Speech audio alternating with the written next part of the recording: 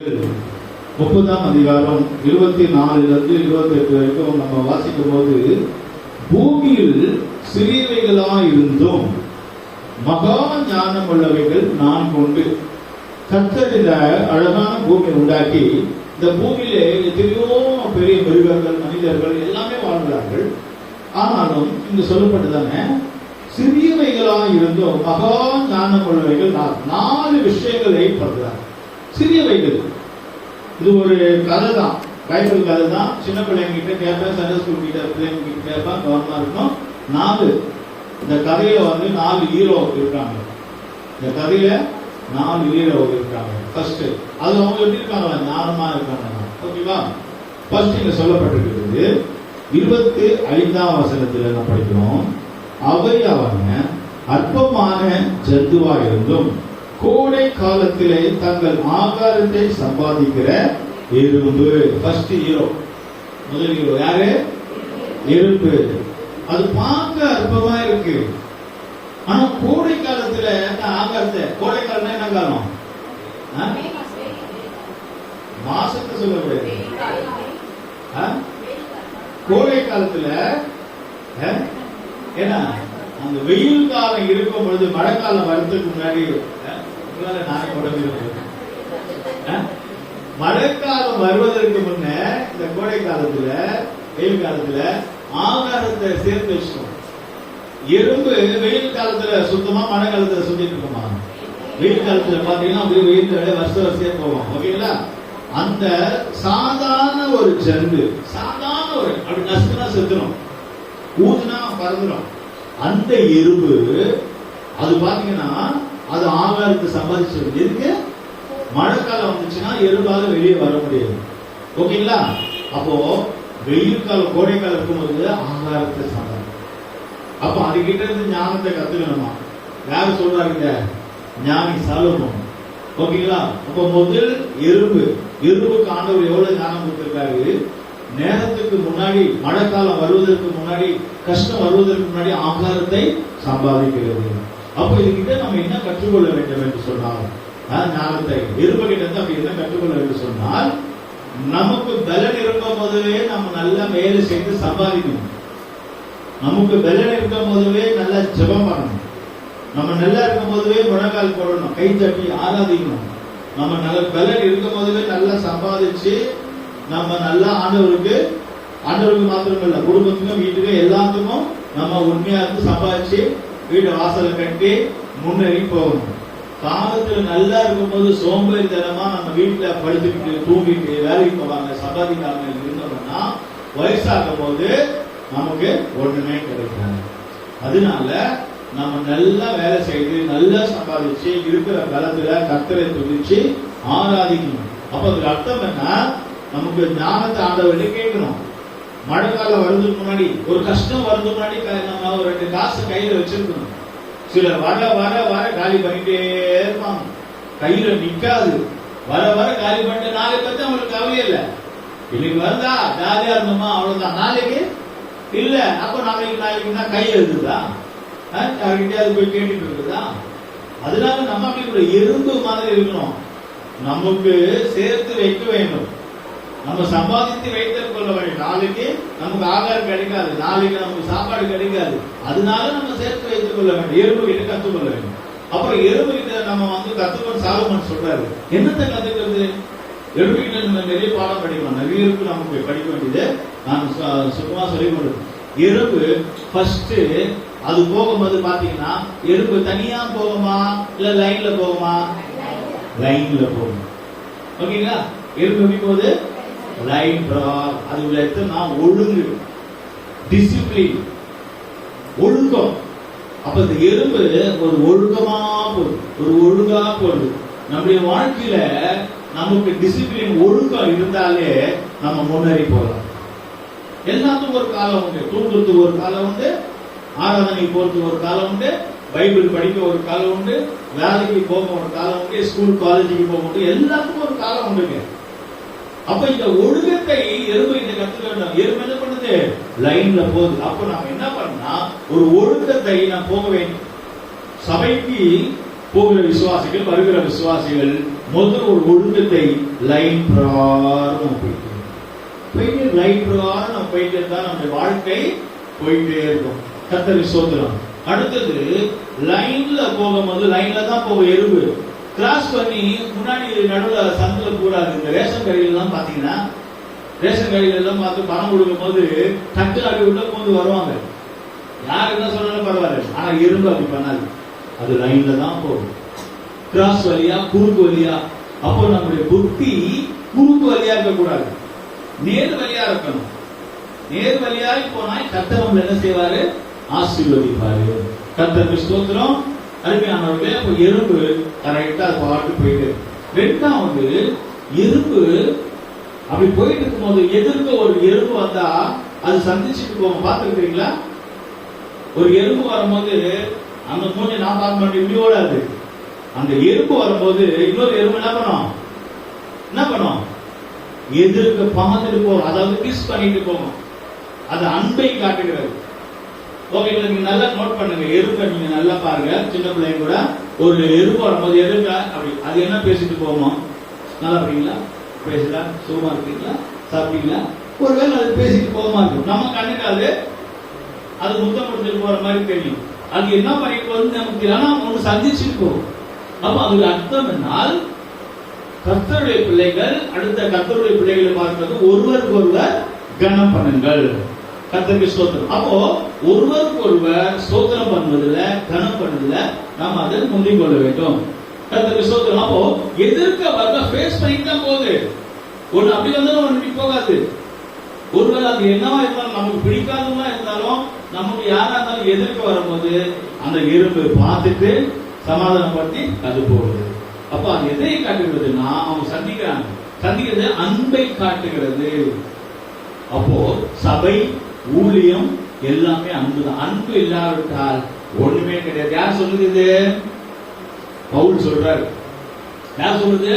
நீ எவ்வளவு ஊழியம் பண்ணாலும் சரி, நீ எவ்வளவு பாடு பண்ணாலும், எவ்வளவு பைபிள் படிச்சாலும், என்ன பண்ணாலும், நானே என்ன பிரச்சனை பண்ணாலும் சரி, எப்படியாப்பட்ட ஆளா இருந்தாலும், ஊழியரா விசுவாசம் யாரா இருந்தாலும் அன்பு இல்லாவிட்டால் ஒண்ணுமே கிடையாது.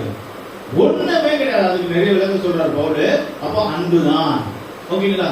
அப்போ சபையோடு நம்ம அன்பா இருக்க வேண்டும், குடும்பத்தோட அன்பா இருக்க வேண்டும், நம்ம எங்க போனாலும் அன்பா இருக்க வேண்டும். கர்த்தருக்கு ஸ்தோத்திரம். அன்புன்னு சொல்லிட்டா பாஸ்டர் சொல்லிட்டாரு அன்பா இருக்கணும், எல்லாரோட அன்பா இருக்கு, அப்படி இல்ல.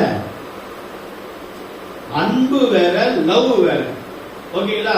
பாஸ்டர் நீங்க மாட்டி எங்கேயா போய் மாட்டிக்காதீங்க. அன்புன்னு சொன்னா தேவ அன்பு. என்ன அன்பு? தேவ அன்பு. கர்த்தருக்கு ஸ்தோத்திரம். தேவ அன்பு உள்ளவர்களாயிருங்கள். அப்போ ஒருவரோடு ஒருவர் சந்திக்கிறாங்க, பேசுறாங்க. இந்த ஞானத்தை நாம் பெற்றுக்கொள்ள வேண்டும். சபைக்கு வருகிற தெய்வ பிள்ளைகள் யார்கிட்ட ஞானத்தை பெற்றுக்கொள்ள வேண்டும்? எறும்பு கிட்ட இருந்து பெற்றுக்கொள்ள வேண்டும். அதனாலதான் எறும்பு எப்போதும் சுறுசுறுப்பா இருக்கும். எறும்பு அது எறும்பு தூங்குறத பார்த்துருக்கீங்களா? தூங்கவே தூங்காது, ஓடிட்டே இருக்கும். எறும்பு கிட்ட கற்றுக்கொள்ளுங்கன்னு சாலமோன் சொல்கிறார். நீதிமொழிகள் 6ஆம் அதிகாரம் 6ஆம் வசனம் படிக்கும். நீதிமொழிகள் 6ஆம் அதிகாரம் 6ஆம் வசனம். சோம்பேறியே, நீ எறும்பினிடத்தில் போய் அதன் வழிகளை பார்த்து ஞானத்தை கற்றுக்கொள். சோம்பேறியே, எறும்பு கிட்ட போய் கற்றுக்கோ. யாரை பார்த்து சொல்றாரு? ஆராதனை நேரத்துல 9 மணிக்கு ஆராதனைன்னா நீ பாட்டு தூங்கிட்டே இருக்கிற. அப்ப அவங்க யார சுறுசுறுப்பா? அவங்க யார் சொல்லு? சோம்பேறியே. ஏன் ஆராதனைக்கு வரல? தூங்கிட்டேன். ஏன் லேட்டா வந்தீங்க? தூங்கிட்டேன். என்னைக்கோ ஒரு நாள் தூங்குறோம், அது தப்பு இல்லை. எப்போ பார்த்தாலும் தூங்கிட்டே இருப்பாங்க. ஆராதனை வராம தூங்கிட்டு நிறைய விசுவாசி தூங்கிட்டே இருக்காங்க. அப்ப அவங்க எல்லாம் யாருன்னா சோம்பேறிங்க. எதுவுமே லாக்கி இல்லாதவங்க. அவங்க சோம்பேறிங்க. ஆராதனை நேரத்துல தூங்குறவங்க, வேலைக்கு போற நேரத்துல தூங்குறவங்க, சில வேலை கூட நிறுத்திடுவாங்க, வேலைக்கு ஓடுவாங்க, ஸ்கூல் கூட போயிடுவாங்க. ஆனா தேவ சமூகத்துக்கு ஆராதனைக்கு வருவங்க தூங்கிட்டு இருக்கிறவங்க பார்த்து ஆண்டவர் சொல்றாரு, சோம்பேறியே நீ போய் யாருக்கிட்ட கத்துக்கோ? எறும்பு கிட்ட கத்துக்கோ. எறும்பு கிட்ட கத்துக்கோ. அப்போ நம்ம கவனமாக இருக்க வேண்டும். அப்ப நம்ம தூங்குறவங்க, ஆராதனை நேரத்துல தூங்குறவங்க, வார சபை வர தூங்குறவங்க, இவங்க எல்லாம் யார் என்பதை நான் சொல்றேன். இந்த வசனம் சொல்லுகிறது. கர்த்தருக்கு ஸ்தோத்திரம். அப்ப எதை காட்டினா சுறுசுறுப்பா இருக்கணும். ஞாயிற்றுக்கிழமை வந்தவன காலையில எழுமன துணி ஆயின் பண்றதும் குளிக்கிறதும் ரெடி ஆகுறதும், நீங்க ரெடி ஆகுறத பார்த்தா எங்க போறீங்க, ஐயோ ஆராதனைக்கு போற ஆராதனை, அந்த ஒரு சுறுசுறுப்பு உண்டாக வேண்டும். சராய் கடையில பாருங்க, எல்லாமே அங்க நின்றுக்கிட்டு மோதிக்கிட்டு முட்டிக்கிட்டு வண்டி கடையை திறக்கலாம். 11:45 போய் நிக்கிறாங்க கியூல குடியாருங்க. 11:45 போய் அடிச்சுக்கிட்டு தள்ளிட்டு 11:45 அப்ப எவ்வளவு சுறுசுறுப்பா இருக்காங்க. ஞாயிற்றுக்கிழமை 12 மணிக்கு தான் கடை திறப்பான்னு சொல்லி சனிக்கிழமை நைட்டே வாங்கி வச்சுக்கிறான். அப்போ எவ்வளவு சுறுசுறுப்பா இருக்கான் இல்லையா? அப்ப ஆண்டவருடைய சமூகத்துக்கு வருவதற்கு நம்ம எப்படி இருக்கணும்? ஆண்டவருடைய சமூகத்துக்கு அப்போ நம்ம ஞானத்தை யார்கிட்ட கத்துக்கணுமா? எறும்பு கிட்ட. எல்லாரும் சுறுசுறுப்பா இருக்கணும். விசுவாசிங்க வீட்டுல இருந்தாலும் வீட்டு வேலையை சுறுசுறுப்பா செய்யணும். வேலைக்கு போனாலும் சுறுசுறுப்பா செய்யணும். சபைக்கு வந்தாலும் சுறுசுறுப்பா இருக்கணும். ஓகேங்களா? கர்த்தருக்கு ஸ்தோத்திரம். அதனால்தான் இந்த ஞானத்தை யார் தெரியுமா? ஆண்டவருக்கு சாலமோன் ராஜா கேட்டார், எனக்கு இந்த ஞானத்தை கொடு. கர்த்தர் அந்த ஞானத்தை சாலமோன் கொடுக்கிறார்.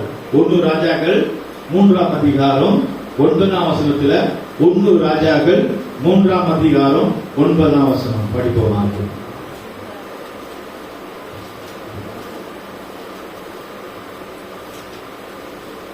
ஆகையால் உமது ஜனங்களை நியாயம் விசாரிக்கவும் நன்மை தீமை இன்னதென்று வரையறுக்கவும் அடியனுக்கு ஞானமுடைய இருதயத்தை தந்தருளும். ஏராளமாய் இருக்கிற இந்த உமது ஜனங்களை நியாயம் விசாரிக்க யாரால ஆகும் என்றான். ஏராளமான இருக்கிற இந்த ஜனங்களை நியாயம் விசாரிக்க எனக்கு ஞானமுள்ள இருதயத்தை தாரும் என்று சாலமோன் ராஜா சொல்கிறார். அவருக்கு ஆண்டவர் ஞானத்தை கேட்டார். உனக்கு என்ன வேணும் என்று கேட்கிறாரு.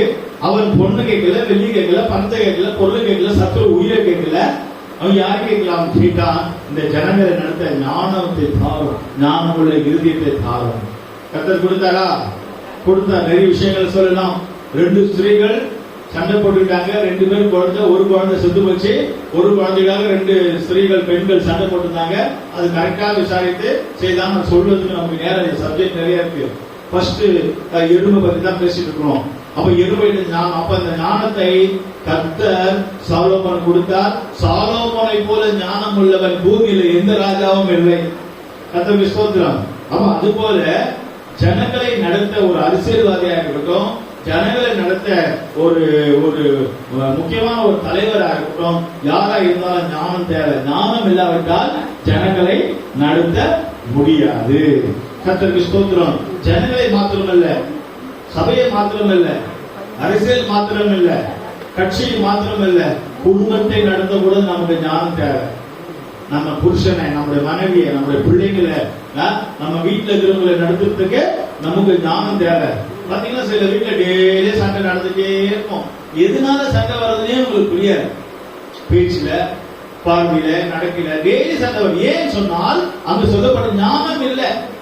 ஒரு குடும்பத்தை நடத்துகிறவன், ஒரு சமுதாயத்தை நடத்துகிறவன், ஒரு தலைவன், ஒரு அரசாங்கத்தை நடத்துகிறவர்கள், அவர்களுக்கு ஞானம் வேணும். ஆனா இருதயத்துல ஞானம் உள்ள இருதயமா இருந்தால்தான் சமாதானமா நடத்த முடியும். இல்லன்னா நாட்டுல, குடும்பத்துல, வீட்டுல சமாதானம் இருக்காது இல்லையா? அப்ப சாலமோன் ராஜாவாக இருக்கும்போது தேசம் எங்கும் சமாதானமா இருந்துச்சு. ஹல்லேலூயா. அப்ப நம்ம வீடு சமாதானமா இருக்கணும், நம்ம சமாதானமா இருக்கணும்னா நமக்கு ஞானம் இல்லைன்னா ஆண்டவர்கிட்ட கேட்டு வாங்கிக்கணும். ஆண்டவரே எனக்கு ஞானம் உள்ள இருதயத்தை தாரும். கர்த்தருக்கு ஸ்தோத்திரம். யோபு சொல்லுகிறார் 28ஆம் அதிகாரம் 28ஆம் வசனத்துல, யோபு இவர் ஒரு பெரிய ஒரு அறிவாளி, சொல்லப்போனா ஒரு சயின்டிஸ்ட், ஆராய்ச்சியாளர், என்னென்னவோ அவர் கண்டுபிடிச்சு சொல்லியிருக்காரு யோபுல. அங்க படிக்கிறோம் ஒரு வசனம் 28 படிங்க. மனுஷனை நோக்கி இதோ ஆண்டவருக்கு பயப்படுவதே ஞானம், பொல்லாப்பை விட்டு விலகுவதே புத்தி என்றார் என்று சொன்னார். ஆமா, ஞானம் நமக்கு தேவை. எப்படிங்க ஞானம் கிடைக்கும்? ஆண்டவர் விஸ்டம் தரணும், ஞானத்தை தர எப்படி கொடுப்பாரு? யாரு கொடுப்பாரு? கர்த்தருக்கு பயப்படுகிறவர்கள். கர்த்தருக்கு யாரு பயப்படுகிறார்களோ அவங்களுக்கு தான் ஞானத்தை கொடுப்பாரு. அப்ப இந்த கர்த்தருக்கு பயப்படுறதுனா என்ன? பொல்லாப்பை விட்டு விலகணும். அதுல இருக்கு ஆன்சர். கொஸ்டின் அதுல இருக்கு, ஆன்சர் இருக்கு. கர்த்தருக்கு பயந்து ஜீவிக்கிறவங்களுக்கு கர்த்தர் என்ன கொடுக்கிறார்? ஞானத்தை கொடுக்கிறார். அப்ப கர்த்தருக்கு எப்படி பயப்படுறது? எப்படி சொல்ல முடியும்? நான் கர்த்தருக்கு பயந்து ஜீவிக்கிறேன் எப்படி சொல்ல முடியும்? பொல்லாப்பை விட்டு விலகணும். அப்ப பொல்லாப்புனா என்ன? பொல்லாப்புனா என்ன? பிரச்சனை, கொலை, கொள்ளை, ஏமாத்துறது, திருடுறது, பொய் பேசுறது, சண்டை போடுறது, கெட்ட வார்த்தை பேசுறது, அசிங்கமா பேசுறது, மற்றவங்களை தள்ளி விட்டுறது, பழி வாங்குறது, யோசனை பண்ணாங்க, அந்த மாதிரி இதெல்லாம் வந்து பொல்லாப்பு. பொல்லாப்பு நம்ம அதை விட்டு விலகணும். நமக்கு கூட இருக்கிறவங்களோ, நம்ம எதிர்க்க இருக்கிறவங்களோ, நம்ம ஃப்ரெண்ட்ஸுக்கோ, நம்ம ஸ்கூல்ல, காலேஜ்ல, வேலை செய்யற இடத்துல பொல்லாப்பு செய்யறான்னு சொன்னா அவங்க கூட சேரக்கூடாது. வாலிப பிள்ளைங்க கவனமாக இருக்க வேண்டும். ஒரு பொல்லாத காரியங்கள் உங்க நண்பர்கள், உங்க கூட இருக்கிறவங்க, உங்க ஃப்ரெண்ட்ஸுங்க செய்யறாங்கன்னா அவங்க கூட சேரக்கூடாது. ஐயோ இது பொல்லாப்பு, சேரக்கூடாது. அப்படி சேராம இருந்தால்தான் கர்த்தருடைய பயம் உங்களுக்கு இருக்கும். கர்த்தருடைய பயம் இருந்தால்தான் கர்த்தர் ஞானத்தை கொடுப்பாரு. அந்த ஞானம் இருந்தால்தான் பெரிய சமாதானம் இருக்கும். ஹல்லேலூயா. கர்த்தருக்கு ஸ்தோத்திரம். பொல்லாப்பை விட்டு விலக வேண்டும். படிக்கிற பிள்ளைங்க, நீங்க வாலிப பிள்ளைங்க கவனமாக இருக்கிற, வேலை செய்யற இடத்துல, படிக்கிற இடத்துல, கூட இருக்கிற உங்க நண்பர்கள், உங்க ஃப்ரெண்ட்ஸுங்க பொல்லாத காரியங்களை செய்வாங்க, பொய் பேசுவாங்க, திருடுவாங்க, ஏமாத்துவாங்க, தப்பான காரியம் செய்வாங்க. நீங்க அதை பார்த்த உடனே நீங்க என்ன செய்யணும்? அதை விலகிடணும். நீங்களும் அவங்க கூட சேர்ந்து ஆட்டம் போட்டீங்கன்னா நீங்களும் அந்த பொல்லாப்புல மாட்டிப்பீங்க. ஞானம் கிடைக்காது, அறிவு இல்லாத போயிடுவோம். கர்த்தருக்கு ஸ்தோத்திரம். அப்போ இந்த அறிவு ஞானம் நமக்கு வேணும்னா பொல்லாப்பை விட்டு விலகணும். அப்போ பொல்லாப்பான காரியம், தேவ சித்தம் இல்லாத காரியம், பிசாசுடைய காரியத்தை விட்டு விலக வேண்டும் என்று. தப்பான காரியம் அன்று சொல்றாரு சங்கீதக்காரனுக்கு, துன்மார்கனுடைய அங்க நீ உட்கார கூடாது, அந்த ஆலோசனையில போக கூடாது, மற்றும் ஆலோசனை கேட்க கூடாது, தப்பான ஆலோசனை கேட்க கூடாது. உன் ஃப்ரெண்டு ஒரு சினிமா பாட்டு பாடுறாங்கன்னா நீ அவங்களோட சேர்ந்து பாடக்கூடாது. அவன் ஃப்ரெண்டு சினிமா பாட்டு போடுறான்னா நீ ஏசப்பா பாட்டு பாடு. அப்பதான் வந்து உனக்கு அந்த இது தெரியும். நீ அவன் கூட சேர்ந்துட்டு அந்த காலத்துக்கு நம்ம காலம் போட்டால் நம்ம பொல்லாப்புல நம்மள மாட்டிக்கொள்வோம். ஆண்டவர் சொல்றாரு சங்கீதக்காரன், பொல்லாத சிந்தனை வேண்டாம், பொல்லாத விட்டு விலகு. உன் பக்கத்துல இருக்கிற குடிக்கிறான், அவன் குடிக்காரன் பக்கத்துல நிக்காத. சிகரெட் குடிக்கிறான், அவன் பக்கத்துல நிக்காத. சூதாட்டம் ஆடுறான், சூதாட்டம் பக்கத்துல நிக்காத. இல்லையா? ஒரு திருடுறான், திருடுற பக்கத்துல நிக்காத. நம்மளும் மாட்டிப்பாங்க. கர்த்தருக்கு ஸ்தோத்திரம். அருமையானவர்களே, நம்ம இந்த ஊர்ல மன்னார்பட்டி சிமெண்ட் ரோட்ல ஒரு சம்பவம் நடந்துச்சு. ஒரு 3 வருஷம் இருக்கும் நினைக்கிறேன். 3 வருஷத்துக்கு முன்னாடி நமக்கு தெரிஞ்ச பையன் தான் பெட்ரோல் போடுறதுக்காக போனான். அவன் பக்கத்தில் நிற்கும் போது அவனுக்கு முன்னாடி ஒரு பையன் நிற்கிறான். அவன் ஒரு போகாரு. அவன் நிற்கும் போது அவனை பார்த்து இந்த பையன் நல்ல பையன் தான், இவன் பார்த்து ஹாய் எப்படி இருக்குன்னு சொன்னான். ஹாய் ஹாய் எப்படி இருக்கு அப்படின்னு. அவன் நல்லா இருக்கு. அந்த பையன் என்ன பண்ணான், பெட்ரோல் காலத்துல சண்டை போட்டு அவன் அடிச்சுட்டான். ஒருத்தர் அடிச்ச உடனே அவன் கேஸ் கொடுத்துட்டாங்க. கர்த்தருக்கு ஸ்தோத்திரம். கேஸ் கொடுத்து கேமரால செக் பண்ணாங்க. செக் பண்ணாம அடிச்சவன அவனை பார்த்துட்டாங்க. ஆனா அடிக்கிறதுக்கு முன்னாடி இந்த நல்ல பையன், இந்த கிறிஸ்துவ பையன், சபைக்கு போற பையன் ஒண்ணு சொல்லல, ஹாய்னா அவனை புடிச்சிட்டான். புடிச்சு அவங்க கொண்டு போய் லாடம் கட்டி, எக்ஸாம்பிள் தான் நடந்துச்சு. அவங்க கொண்டு போய் அடிச்சு, நீ கையை நீட்டினிய, நீ என்ன சொன்ன, நீ கையை நீட்டினிய என்ன சொன்ன, அவன் ஹாய் தான் சொன்ன. கேமரால அந்த வார்த்தை விழுணும்ல, நீ என்ன சொன்ன, என்ன சொன்ன, அடிச்சு கை காலெல்லாம் பயங்கரம் அடி, செம்ம அடி. அவங்க அம்மா அழுகுறாங்க. சபைக்கு போறவங்க, என் பிள்ளை ஒண்ணு செய்யல சபைக்கு போறேன்னு இல்ல, இவன் கை வச்சு அவன் தூக்கி ஆயிடும். அதுக்கப்புறம் தான் சண்டை நடந்துச்சு. பாத்தீங்களா? அப்போ நீ ஹாய் சொன்ன தப்பு இல்ல, ஆனா அவன் யாரு, துன்மார்க்கன், அவன் கொல்லாதவன், அவன் கூட போய் ஹாய் சொன்னா உன்ன வந்து அங்க புடிச்சிட்டாங்க. அந்த மாதிரி எல்லாம் படிக்கிற பிள்ளைங்க, காலேஜுக்கு போற பிள்ளைங்க, வேலைக்கு போறவங்க, பெரியவங்க கூட நீங்க ஒருத்தன் பொல்லாத சரியில்லைன்னு சொன்னா அவங்க கூட சேர்ந்து இருந்தீங்கன்னா ஒரு நேரம் வரும்போது அவங்கள ஆண்டவர் பிடிக்கும் போது நம்மளையும் பிடிப்ப. அப்ப நம்ம என்ன செய்யணும், ஞானமாய் அவங்களை விட்டு விலகிடணும். பேசக்கூடாதுன்னு இல்ல, பேசலாம், தப்பு இல்ல, யார் கூட வேணாலும் பேசலாம். ஆனா அந்த பொல்லாப்பை விட்டு விலக வேண்டும். பொல்லாப்பை விட்டு விலகிறவங்களுக்கு தான் கர்த்தர் என்ன கொடுக்கிறாரு, ஞானத்தை கொடுக்கிறாரு. தேவ பயம் இருக்கணும். எங்க போனாலும் கர்த்தர் என்ன பாக்குறாரு இல்லையா? கர்த்தர் என்ன பாக்குறாரு? என் மொபைல கர்த்தர் பாக்குறாரா இல்லையா? கர்த்தர் பாக்குறாரு. என் மனசை கர்த்தர் பாக்குறாரா இல்லையா? கர்த்தர் என் மனசை பாக்குறாரு. இப்படி எல்லா விஷயத்திலும் கர்த்தர் பாக்குறாருன்னு இருக்கணும். கர்த்தருக்கு ஸ்தோத்திரம். அதனாலதான் யாக்கோபு 3ஆம் அதிகாரம் 17ஆம் வசனத்துல, பைபிள்ல கடைசி பகுதியில் இருக்கு, யாக்கோபு 3ஆம் அதிகாரம் 17ஆம் வசனத்துல இந்த ஞான அறிவு எங்கிருந்து வருகிறதா பாருங்க. பரத்திலிருந்து வருகிற ஞானமோ, பரத்திலிருந்து பரலோகத்திலிருந்து வருகிற ஞானமோ முதலாவது சுத்தம் உள்ளதாயும், பின்பு சமாதானமும் சாந்தமும் இரக்கமும் உள்ளதாயும் இரக்கத்தாலும் நற்கனிகளாலும் நிறைந்ததாயும். கர்த்தருக்கு ஸ்தோத்திரம். இங்க ஞானம் எங்கிருந்து வருகிறது? சாலமோன் கொடுத்தாரு. இந்த ஞானத்தை எங்கிருந்து கொடுத்தாரு? பரத்திலிருந்து வருது. பரலோகம். பரத்திலிருந்து வந்த ஞானம் எப்படி இருக்கான்? சுத்தமா இருக்கு. உலகத்துல ஞானிகள் இருக்காங்க, உலக பிரகாரமான ஞானிகள் இருக்கிறாங்க. ஆனா அது சுத்தமான ஞானம், சமாதானமான ஞானம் சொல்ல முடியாது. இங்க பரத்திலிருந்து வருகிற ஞானம் தான் சுத்தமான ஞானம். அப்ப ஞானம் எப்படி கிடைக்கிறது என்று சொன்னால், பைபிள் படிக்கவும் ஜெபிக்கவும், கர்த்தருக்கு பயந்து பொல்லாம விட்டு விலகினால் கர்த்தர் ஞானத்தை கொடுப்பாங்க. அந்த ஞானத்தை கொண்டு நீங்க படிக்கலாம், வேலைக்கு போயலாம், சம்பாதிக்கலாம், நீங்க பெரிய லெவல்ல வரலாம். விசுவாசிங்க நல்ல விதத்துல இருக்கலாம். விசுவாசிகளுடைய குடும்பத்துல சமாதானம் உண்டாகும், சுத்தமா உண்டாகும். கர்த்தருக்கு ஸ்தோத்திரம். அப்ப ஞானம் நமக்கு கொடுத்தாருன்னா சுத்தம். ஞானம் மட்டும் சுத்தம் இல்ல, நம்ம வீடு சுத்தமா இருக்கும். நம்ம வீடு சுத்தமா இருந்தால் கர்த்தரே வந்து இறங்குவார் என்று நான் நிறைய முறை சொல்லியிருக்கிறேன். கர்த்தருக்கு ஸ்தோத்திரம். அப்போ நம்ம சுத்தமா இருந்தால் எல்லாமே நமக்கு சுத்தமா. நம்ம சுத்தம் இல்லைன்னா மற்ற எல்லாமே நமக்கு சுத்தமாவே தெரியாது. சில நீங்க பாத்துருக்கீங்களா, ஒரு அழுக்கு ட்ரெஸ் நம்ம போட்டுமா வேறு ஆயிடுச்சுன்னா நம்ம எங்கேயாவது போகும்போது சிலர்லாம் அவங்களே பார்க்கும்போது பார்த்துப்பாங்க, வேறு நாட்டு.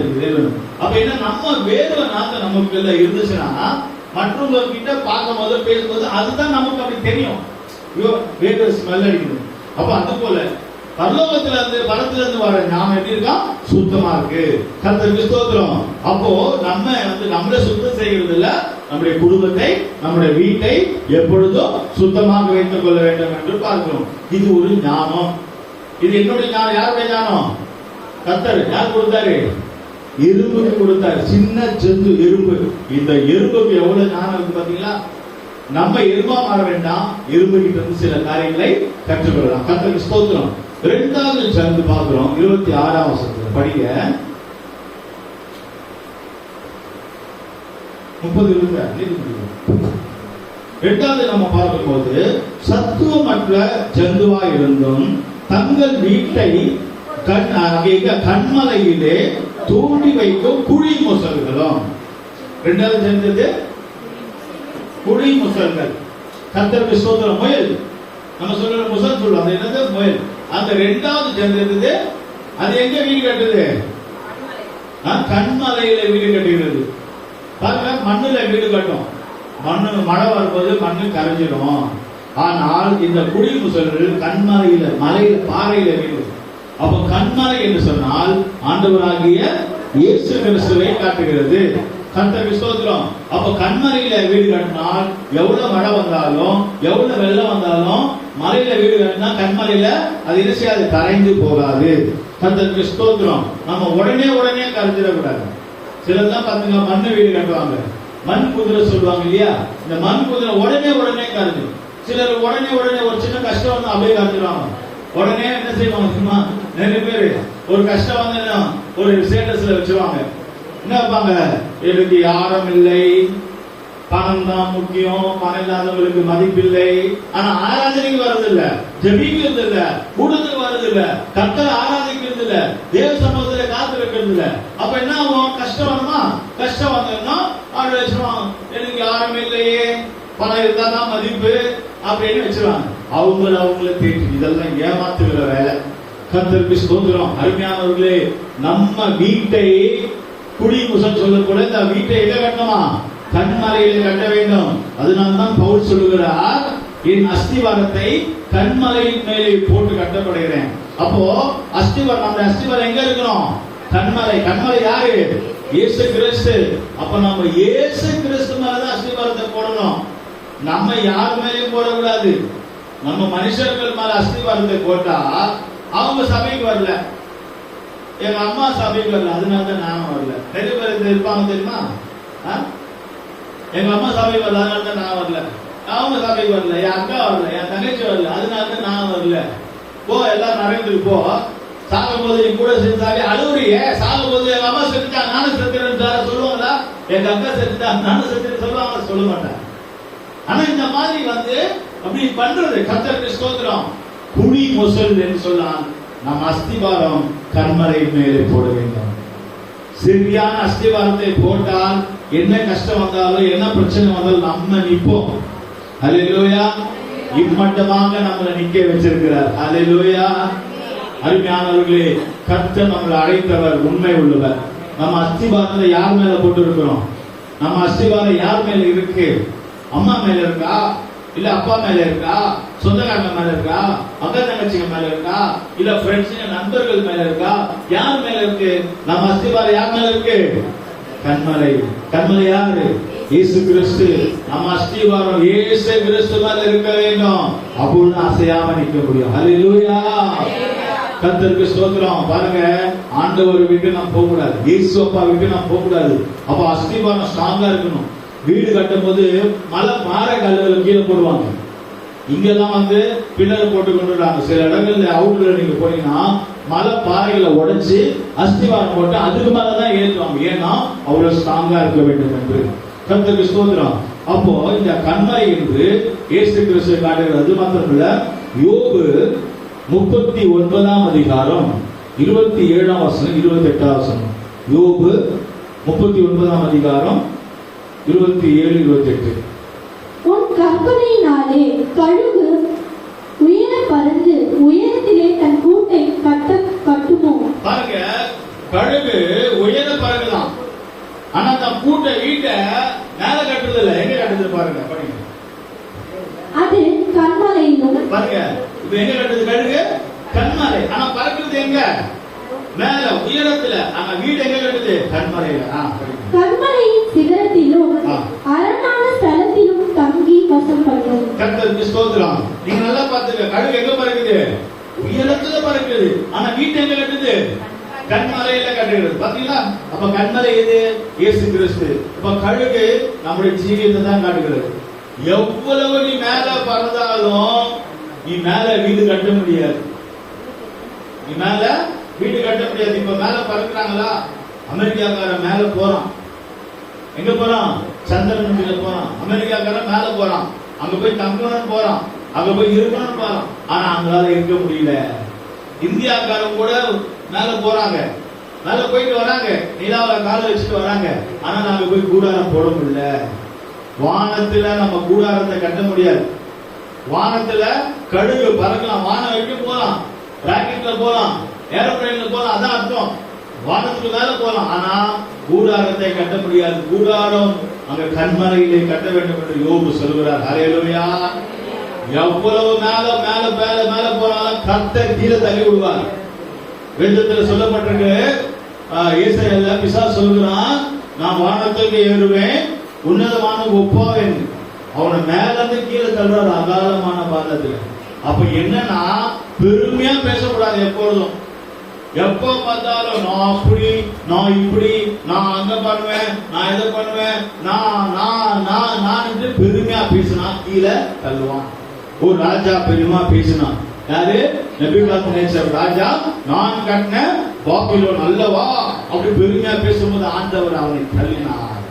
கர்த்தருக்கு ஸ்தோத்திரம். அருமையானவர்களே, பெருமையான வார்த்தை, பெருமையான பேச்சு, பெருமையான பார்வை, பெருமையான நடைகள் எப்போது தன்னை உயர்த்தி பேசக்கூடாது. நம்ம அங்க இருக்க முடியாது. நேரம் வரும்போது கீழே தான் வரணும். கர்த்தர் நம்மளை உயர்த்த போது அது நிரந்தரமா இருக்கு. ஹல்லேலூயா. அதுபோல தன்னை எப்போதும் உயர்த்தி பேசக்கூடாது. அந்த கழுகு பாருங்க, மேல பறக்கிறது, ஆனால் தன் வீட்டை எங்க கட்டுகிறது? கண்மலையில. அப்போ நம்ம வீட்டை கண்மலையின் மேல கட்டப்பட வேண்டும். கர்த்தருக்கு ஸ்தோத்திரம். நம்ம வீட்டை, நம்முடைய குடும்பத்தை நம்ம சபையில கட்டப்பட வேண்டும், ஆண்டவரோடு கட்டப்பட வேண்டும், இயேசுவோடு கட்டப்பட வேண்டும். அப்படி நாம் பார்க்கும்போது வேதத்தில் பார்க்கிறோம். ஆதியாகமம் புஸ்தகம் 19ஆம் அதிகாரம் 17ஆம் வசனத்துல பாருங்க. ஆதியாகமம் 19ஆம் அதிகாரம் 17ஆம் வசனத்துல, அவர்களை வெளியே கொண்டு போய்விட்ட பின்பு அவர், உன் ஜீவன் தப்ப ஓடிப்போ, பின்னிட்டு பாராதே, இந்த சமபூமியில் எங்கும் இல்லாதே, நீ அழியாதபடிக்கு மலைக்கு ஓடிப்போ. நீ அழியாதபடிக்கு அந்த மலைக்கு ஓடிப்போ. நீ பின்னிட்டு பார்க்காத, இங்க நிக்காத. அப்புறம் நீ அழியாதபடி. நீங்க நல்லா பாருங்க, உன் ஜீவன் தப்பணும்னா, நீங்க தப்பிக்க வேண்டும் என்றால், நம்ம பாதுகாக்கப்பட வேண்டும் என்றால் நம்ம எங்க ஓடி போகணுமா? மலைக்கு ஓடி போகணும். என்ன மலை அது? கண்மலை.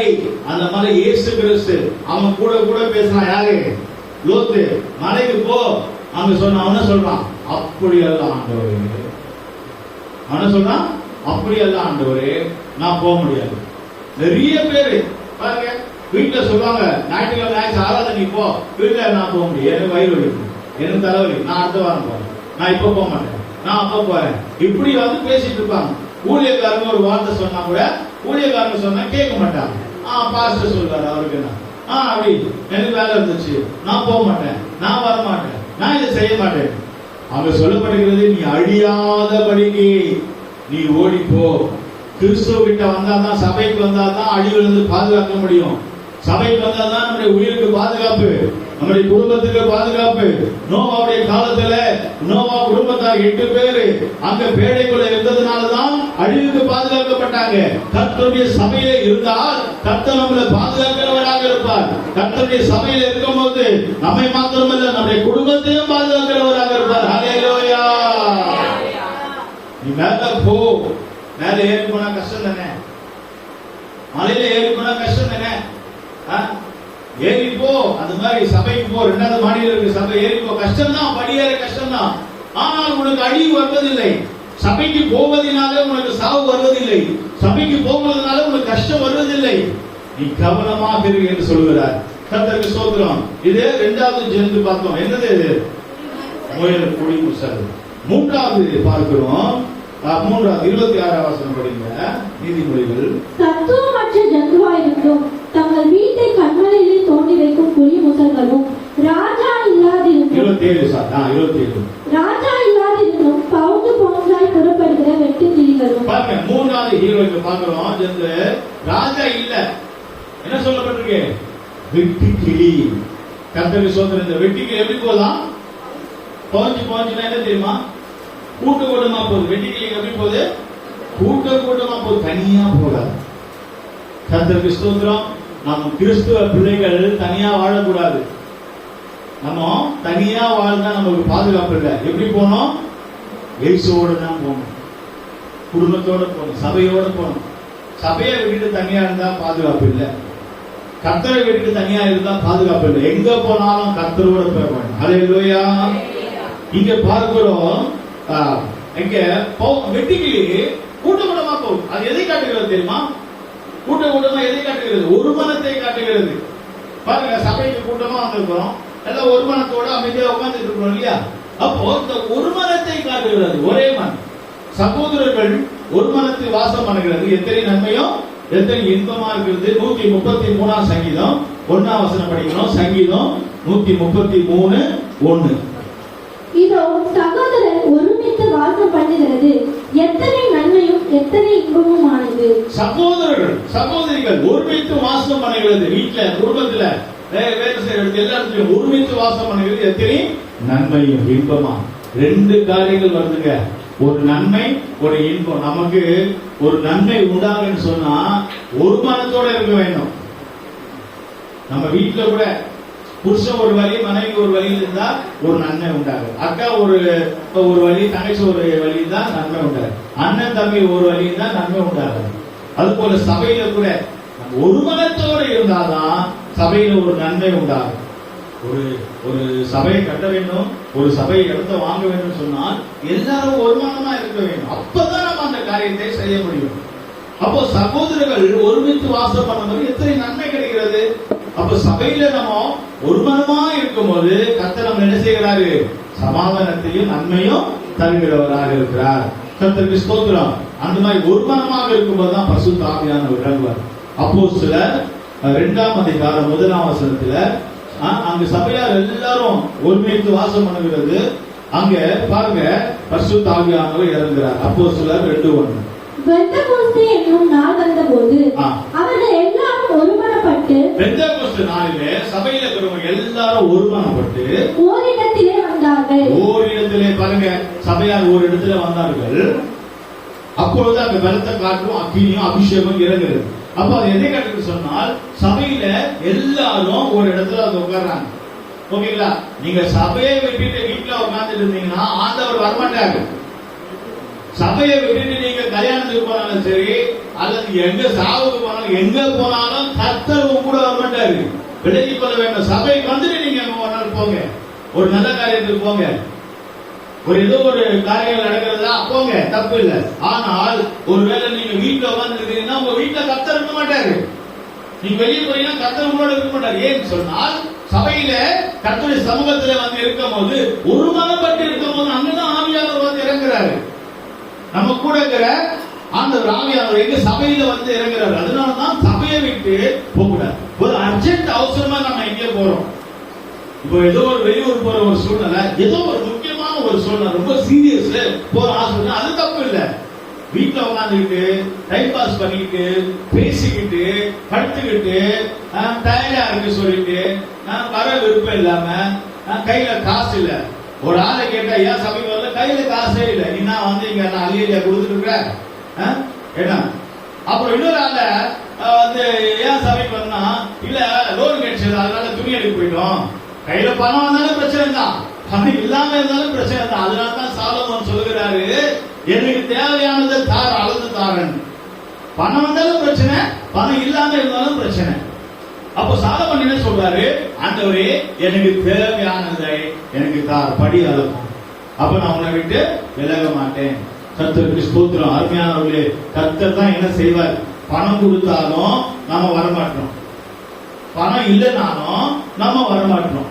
அப்ப நம்ம யோசனை பண்ணிட்டே இருக்கணும். அப்ப அதனால விலகி கொள்ளுங்க. இங்க சொல்லப்பட்டுகிறது, ஒரு மனப்பட்டு ஓரிடத்தில சபையில கூடி வந்தார்கள், பரிசுத்த ஆவியானவர் இறங்கி வந்தார். ஆராதனை நேரத்தில் ஆண்டவர் இறங்கி வருவார். ஆராதனை நேரத்தில் ஆண்டவர் இறங்கி வர நேரத்தில் நம்ம இல்லைன்னா என்ன ஆகுது இல்லையா? நம்ம வீட்டுல இருந்தா ஆராதனை வருவா, ஆண்டவர் வருவாரா, சீரியல் பார்த்துட்டு இருப்போம், வீட்டுல கதை பேசிட்டு இருப்போம், வீட்டுல படுத்துட்டு இருப்போம், கறி ஆடுத்துட்டு இருப்போம், மீன் கிளீன் பண்ணிட்டு இருப்போம், சாப்பாடு செய்துட்டு இருப்போம், பிரியாணி செய்துட்டு இருப்போம், எல்லாம் உண்மைதான். ஆனா ஆண்டவர் இருப்பாரா? கர்த்தருடைய வீட்டுல இருக்கும் போது, கர்த்தருடைய ஆராதனையில் இருக்கும் போது ஆவியானவர் இறங்கி வர வேலை கர்த்தரை ஆசீர்வதிக்கிறவராக இருப்பார். ஹல்லேலூயா. நான்காவது காரியத்தை நான் சொல்லி முடிக்கிறேன். நான்காவது அங்க சொல்லப்பட்டிருக்கு, இங்க வெட்டிக்கிளியை சொல்லிருக்கு. அப்ப வெட்டிக்கிளி ஒரு மனத்தை காட்டுகிறது, ஐக்கியத்தை. சபையில ஒருவருக்கு ஒருவர் ஐக்கியமா இருக்க வேண்டும், குடும்பத்தில் ஐக்கியமாக இருக்க வேண்டும், நம்ம வீட்டுல ஐக்கியமா இருக்கணும். அதுக்கு ஐக்கியமா இருக்க சொல்லிட்டு ஃப்ரெண்ட்ஸுங்க கெஞ்சா அடிக்கணும், குடிக்கார சண்டை போடுவேன், ஏமாத்துறோம், அவங்க கூட போய் ஐக்கியமா இருக்க கூடாது. குடும்பத்தில் ஐக்கியமாக இருக்க வேண்டும். நம்ம சபையில தேவ சபையில ஐக்கியமாக இருக்க வேண்டும், ஒருவருக்கு ஒருவர் அன்பா இருக்க வேண்டும். அதான் வெட்டிக்கிளி. நான்காவது சேர்ந்து இங்க ஃபைட்டர் மேன். நான்காவது எதை காட்டுகிறது? ஃபைட்டர் மேன், அதாவது சிறந்து பூச்சி. படிக்க 28வது வசனம் படிங்க. தன் கைகளினால் வலையை பின்னி அரசர் அரண்மனையில் இருக்கிற சிறந்து பூச்சி மேல். கர்த்தருக்கு ஸ்தோத்திரம். இந்த சிறந்து பூச்சி, இந்த ஃபைட்டர் எங்க இருக்கு? எங்க இருக்கு? எங்க இருக்கு? அரசர் அரண்மனையில். அரசர் யாரு? நமக்கு எல்லாருக்கும் ஒரு அரசர் யாரு? 5 வருஷம் அரசர் இல்ல, நிரந்தரமான அரசர் யாரு? இயேசு கிறிஸ்து. இயேசப்பா அரண்மனையில அங்க சிறந்து பூச்சி என்ன கட்டுகிறது? வீடு கட்ட கையினாலே வலையை உண்டாக்குறது. அருமையானவர்களே, கர்த்தருடைய வீட்டிலே இருக்கிறது சிறந்து பூச்சி. பாத்தீங்களா, அந்த வீடு பாத்தீங்கன்னா அரசருடைய அரண்மனையில பெரிய பெரிய பங்களா வீட்டுல இருக்கும். அதை வீடு உண்டு பண்ண. அப்ப நான்காவது சேர்ந்து அரசர் அந்த அரண்மனையில் இருக்கணும். நம்ம கண்ட இடத்துல போய் இருக்க கூடாது. கண்ட இடத்துல உலகத்துல சொல்லுவாங்க, புறம்போக்கு இடத்துல போய் வீடு கட்டினா அவன் இடிச்சு தள்ளுவான். தண்ணி போற இடத்துல, வாய்க்கால் போற இடத்துல, ஏரி போற இடத்துல போய் வீடு கட்டினா அவன் என்ன பண்ணுவான்? இடிச்சு தள்ளுவான். அப்ப கண்ட இடத்துல நம்ம வந்து வீடு சொல்லப்பட்டிருக்கோம், அரண்மனையில், அரசர் அரண்மனையில வீடு கட்ட வேண்டும். கர்த்தருக்கு ஸ்தோத்திரம். நமக்கெல்லாம் ஆண்டவர் வீடு கட்டி கொண்டிருக்கிறார். ஒரு அரண்மனை பரலோகத்தில ஒரு வாசஸ்தலங்களை கர்த்தர் வீடு உண்டாக்கி கொண்டிருக்கிறார். ஹல்லேலூயா. அப்போ நம்ம வீடு எங்க இருக்கிறோமா? அரசர் அரண்மனை. அரசர் யாரு? கர்த்தர் தான். அப்ப கர்த்தருடைய வீட்டுல தான் நம்ம இருக்கிறோம். நம்ம எங்க இருக்கிறோம்? கர்த்தருடைய வீட்டுல. நம்மள விரட்டி அடிச்சா கூட அரண்மனை விட்டு போக கூடாது. செத்தாலும் இங்க சாவேன். சிலந்து பூச்சி அடிச்சா அரண்மனை விட்டு ஓடுறோமா? ஓடாது. செத்தா கூட நல்லா இருக்கும், சுத்தி வரும். கர்த்தருடைய வீட்டை விட்டு போகவே கூடாது. செத்தா கூட இங்கதான் நான் சாவேன். அதனால்தான் சங்கீதக்காரன் சொல்கிறார், உங்களுடைய வீட்டிலே வாசமாக இருக்கிறவர்கள் பாக்கியவான்கள், அவர்கள் எப்பொழுதும் உங்களை துதிப்பார்கள். 84வது சங்கீதம் 4வது வசனத்தில் படிக்கிற ஒரு வசனத்தை மட்டும் படிக்கலாம். உம்முடைய வீட்டில் வாசமா இருக்கிறவர்கள் பாக்கியவான்கள், அவர்கள் எப்போதும் உம்மை துதித்துக் கொண்டிருப்பார்கள். அரசர் அரண்மனையிலே சிறந்து பூச்சி வீடு கட்டி கொண்டிருக்கிறது. அதுபோல கர்த்தருடைய வீட்டிலே எப்பொழுதும் வாசமாக இருக்க வேண்டும், சபையிலே வாசமாக இருக்க வேண்டும். என்ன நடந்தாலும் சரி, ஊழியக்காரங்க கூட நம்ம கிட்ட சொன்னா கோபப்பட்டு பேசினாலும் திட்டினாலும் இல்ல நல்லா இருந்தாலும் பேசினாலும் பேசாவிட்டாலும் நான் யாரை பார்த்து வந்தேன்? கர்த்தரை பார்த்து வந்தேன். நான் கர்த்தருடைய சபையில இருக்க முடியாத வந்தேன். நான் ஆண்டவருக்காக இருந்தேன். அப்படிப்பட்ட ஒரு வெளிப்படுத்தல். ரோட்ல பார்த்துட்டு பாஸ்டர் சோத்திரம் பண்ணல, நான் 2 வாரம் சபைக்கு வர மாட்டேன். ரோட்ல பார்த்துட்டு என்ன பாஸ்டர் கண்டுக்காம போயிட்டாரு, நான் 1 மாசம் சபைக்கு வர மாட்டேன். அப்படிப்பட்டவங்க இங்க வந்து சிலந்து குச்சா மாற முடியாது. ஊழியக்காரங்க பார்த்தாலும் பார்க்காவிட்டாலும், சிரிச்சாலும் சிரிக்காவிட்டாலும், பேசினாலும் பேசாவிட்டாலும், நான் இருக்கிறது கர்த்தருடைய வீட்டிலே. நான் உங்களுடைய வீட்டிலே வாசமாக இருப்பேன். கர்த்தருடைய வீட்டை விட்டு போக மாட்டேன். கர்த்தருடைய வீட்டிலே இருப்பேன். கர்த்தருடைய வீட்டில தான் நான் ரட்சிப்பை பெற்றேன். கர்த்தருடைய வீட்டில தான் நான் சாகல வரைக்கும் இருப்பேன். அப்படிப்பட்ட ஒரு அல்லேலூயா சொல்வோம். அல்லேலூயா. பாருங்க, நினைச்சா வருது, நினைச்சா போறது, அது இல்ல. இங்க சொல்லப்பட்ட கர்த்தருடைய வீட்டில இருப்பேன். கர்த்தருடைய வீட்டில என்ன செய்யணும்? எப்போதுமே துதிப்பேன், எப்பொழுதுமே துதிப்பேன், எப்பொழுதுமே ஆராதிப்பேன். கர்த்தருடைய வீட்டில இருந்து தான் துதிக்க முடியும். கர்த்தருடைய வீட்டில இருந்து ஆராதிக்க முடியும். 4 ஜந்துக்களை பற்றி சொன்ன இந்த பூமியில் இந்த 4 அறிவாளி. நான் ஃபர்ஸ்ட் என்னது? எறும்பு. எறும்பு கிட்ட ஞானத்தை கற்றுக்கொள்ளலாம், பார்க்கலாம் சத்தியங்கள். 2வது என்னது? குழி முசல் இல்லையா? அது எங்க வீடு கட்டுது? கண்மாரியில. 3வது என்னது? விட்டி கிளி. எப்படி போகுது அது? கூட்ட கூட்டமா போச்சு போது. எதை காட்டுகிறது? ஒரு மனத்தை. சபையில ஒரு மனமா இருக்கணும். ஒரு நல்லது கெட்டது எந்த ஒரு காரியம் இருந்தாலும் சபையில ஐக்கியமா இருக்கணும். சின்ன சின்ன மனஸ்தாபங்கள் வரும், உங்க பிள்ளைகள் மூலமா, குழந்தைகள் மூலமா வரும், ஒருவேளை யார் மூலமா வரும், எது வந்தாலும். ஆனால் உங்க ஐக்கியத்தை, ஒரு மனத்தை விட்டு கொடுக்க கூடாது. உங்க குடும்பத்தின் ஐக்கியம் ஒன்னா இருக்கணும், சபை ஐக்கியம் ஒன்னா இருக்கணும். அங்க பாருங்க, கணவன் மனைவி ஐக்கியம் கொஞ்சம் தூரமா போகும்போது தான் சாத்தான் உள்ள வந்துட்டான். பிசாசு வந்தா இல்லையா? ஆதாம் விட்டு ஏவாள் விலகும் போது நல்லா விலகி கொள்ள வேண்டும். சபையை விட்டோ, ஆண்டவரை விட்டோ, குடும்பத்தை விட்டு கொஞ்சம் நம்ம கேப் ஆயிடுச்சுன்னா உள்ள வந்துருவான் பிசாசு. நம்ம குடும்பத்தை கலைப்பான், சபைக்குள்ள ஒரு பிரச்சனை கொண்டு வருவான். கர்த்தருக்கு ஸ்தோத்திரம். அதனால நம்ம ஐக்கியமா அந்த வெட்டுக்கிளிகள் போல இருக்கணும். 4வது சிலருக்கு சதைகள் இருக்கும், கர்த்தருடைய வீட்டுல இருக்கும். கர்த்தருக்கு ஸ்தோத்திரம். அது கர்த்தருடைய வீட்டுல இருக்கிற சிலந்து பூச்சி, அது கர்த்தருடைய வீட்டுல. கர்த்தருடைய வீட்டுல வாசமாக இருக்கிறவர்கள் பாக்கியவான்கள். நீங்கள் எல்லாரும் பாக்கியவான்களாக இருக்கிறீர்கள். ஹல்லேலூயா. அருமையானவர்களே, இந்த 4 சிறிய ஜந்துகளிலிருந்து நம்ம கற்றுக்கொள்ள வேண்டிய சத்தியங்கள் நிறைய இருக்கு. நம்ம கண்களை மூலமா, நம்ம கண்களை மூடி ஆண்டவருடைய சமூகத்தில் ஒப்படைப்போம். ஆண்டவரே, எனக்கு ஞானத்தை தாரும். ஆண்டவரே, நான் கண்மலையிலே கட்டப்பட வேண்டும். ஆண்டவரே, எந்த கஷ்டம் வந்தாலும் என் வீடு கண்மலையிலே கட்டப்பட வேண்டும். ஆண்டவரே, அந்த வெட்டிகளை போல நாங்க ஒரு மனமா இருக்கணும். குடும்பத்தில் ஒரு மனம், சபையில ஒரு மனம். ஒரு மனமாக இருக்கும்போது பரிசுத்த ஆவியானவர் இறங்கி வருவாராக. ஒரு மனமாக தேவனை ஆராதிக்கும் போது பரலோக திறந்த ஆவியானவர் இறங்கி வருவார். அந்த சிலர் யோசிச்சு கர்த்தருடைய வீட்டில் இருக்கிறது போல, அந்த அரசர் அரண்மனையில் இருக்கிறது போல, உங்களுடைய விட்டு வீட்டை விட்டு நான் எங்க போவேன் ஆண்டவரே, உங்களுடைய சபையை விட்டு நான் எங்க போவேன் என்று தாவீது சொல்லுகிறார். கர்த்தருடைய சபையை விட்டு நம்ம எங்கே போக முடியாது. ஒரு நாள் பாதுகாப்பு இல்ல. கர்த்தருடைய பேழைக்குள்ள அடங்கி இருப்போமாக, கர்த்தருடைய சபையில் அடங்கி இருப்போமாக, கர்த்தருடைய சமூகத்தில் அடங்கி இருப்போமாக, கர்த்தருடைய வீட்டில் அடங்கி இருப்போமாங்களே. பாக்கியவான்களே, நீங்களும் நானும் பாக்கியவான்களாக இருக்கிறோம். இந்த பாக்கியவான்களை சேர்க்க இயேசு சீக்கிரம் வருகிறார். இயேசு மனவாட்டி சபையை சேர்க்க வருகிறார். மனவாட்டி சபை தன்னை அலங்காரித்துக் கொண்டு ஆயுதமாக தமக்காக காத்துக் கொண்டிருக்கிற மனவாட்டி சபை சேர்க்க இயேசு சீக்கிரம் வருகிறார். அல்லேலூயா.